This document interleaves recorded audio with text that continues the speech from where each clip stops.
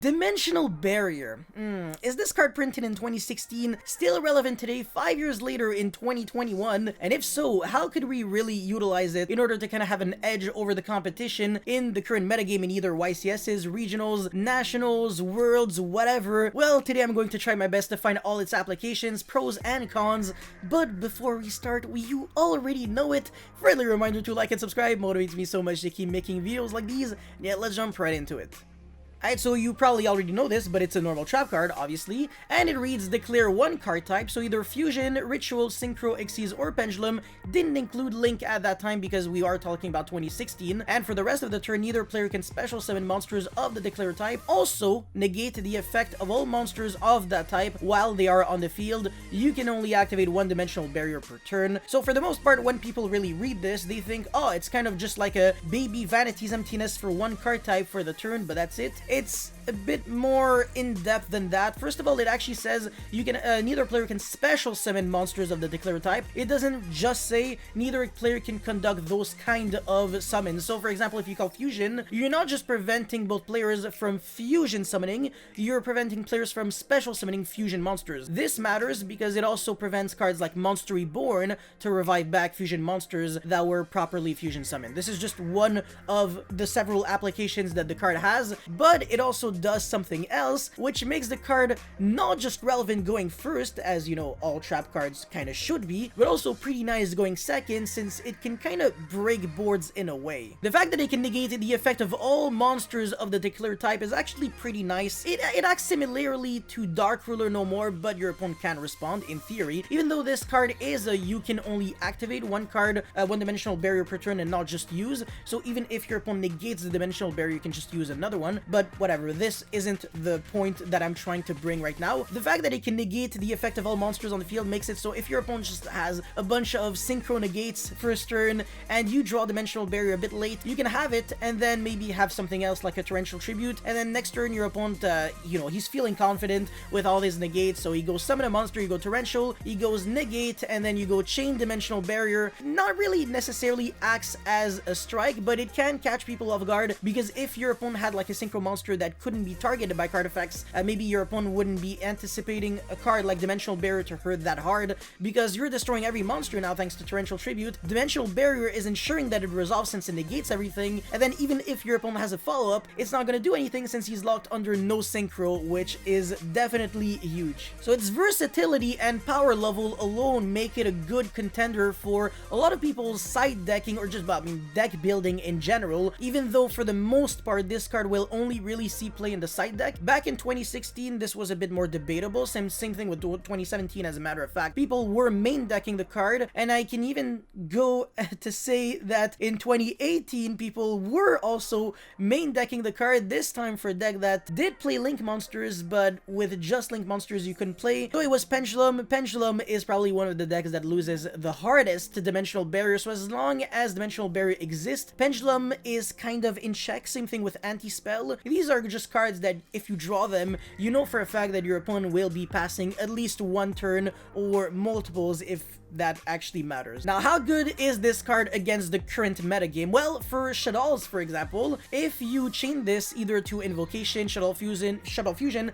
or El Shadow Fusion, you're doing a lot. Not only are you making their card resolve with no effect, as you're kind of negating the card, but not really, you're actually doing a bit more than negating the card, and this isn't even, it's not even using the word negate officially, so Meltdown would just not be doing anything. You're just preventing your opponent from special summoning of that card type. Regardless of the amount of extenders that your opponent has, kinda just do nothing. They just sit in the hand. They're just going to have to be used next turn because your opponent is going to still be locked under no fusion summoning, for example, until the rest of the turn. So again, Shadow, it's pretty nice. And one big thing that I want to say about Dimensional Barrier is that it's a lingering and proactive card. So even if your opponent has something like Twin Twister or Harpy's Feather Duster and he thinks he can go for the kill, Dimensional Barrier is single-handedly protecting protecting you completely because it's a chainable card, obviously. The fact that it's lingering makes it so your opponent can have 20 cards in the hand and potentially not perform a single action. Alright, against Virtual World, it's a bit weird because your opponent kind of has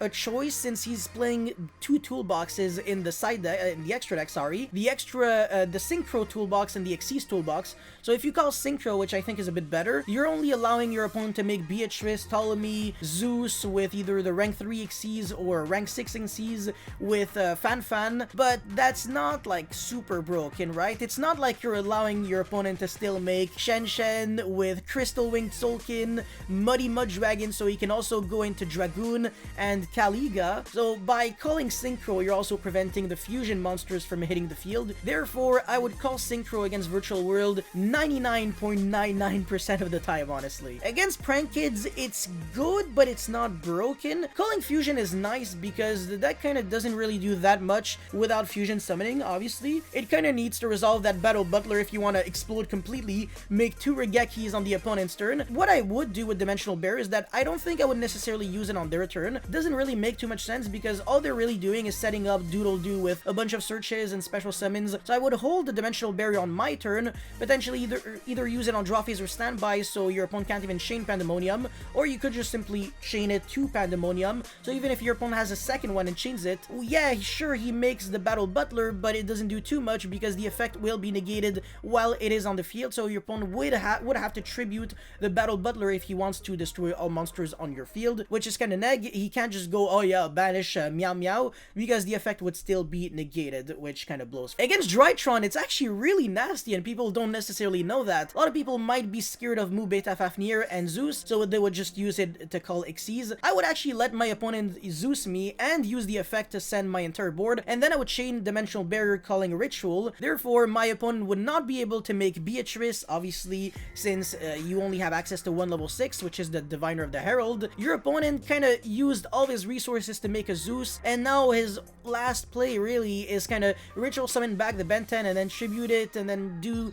Ritual Herald of Ultimateness and stuff like that. But since he's locked under no Ritual summons, it's going to be much harder, and he might have to pass with a Zeus with no materials and no Herald of Orange Light searches with like Diviner follow-up, because like I said, he was not able to either go for Beatrice or make a Herald of Ultimateness that could discard an Ava. Also, it's pretty good against less popular decks such as Pendulum, as I said, Heroes, because they really need to fusion summon quite hard, as well as Zodiac, even though I don't think people are playing pure Zodiac anymore, but it still has its applications against that deck. So in conclusion, a card that single-handedly does more than one thing, prevents your opponent from, well, prevents technically both players, but for the most part, it'll just kind of, you only feel the one-sided effect of the card, which is just going to hurt your opponent, not really going to hurt you too much. But yeah, a card that just does multiple things by preventing special summons of a card type, as well as the effect of all monsters on the field, on top of dodging cards like Lightning Storm, Twin Twister, Harpy's Feather Duster,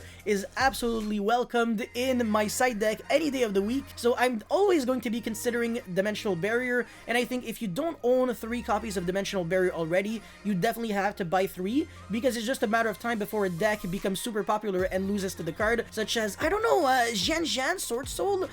Look at their extra deck, Synchros, yeah, okay, yeah, just a bunch of Synchro monsters, and without Synchro summoning, they kind of just do nothing at all. There's a reason why Token Collector is good, so Dimensional Barrier has no reason not to be really good. So yeah, that's pretty much it for my card review on Dimensional Barrier. What do you guys think of the card? Do you think it's really good? Do you think it's broken and has the potential to be one of the sackiest cards in the game, just like it was 5 years ago during Paleozoic Metal Foes ABC format, as well as the Zodiac format? Well, let me know your thoughts in the comment section below. Don't forget to like and subscribe. It really motivates me so much to keep making videos like these. You have no idea, and I will see you next time. Peace.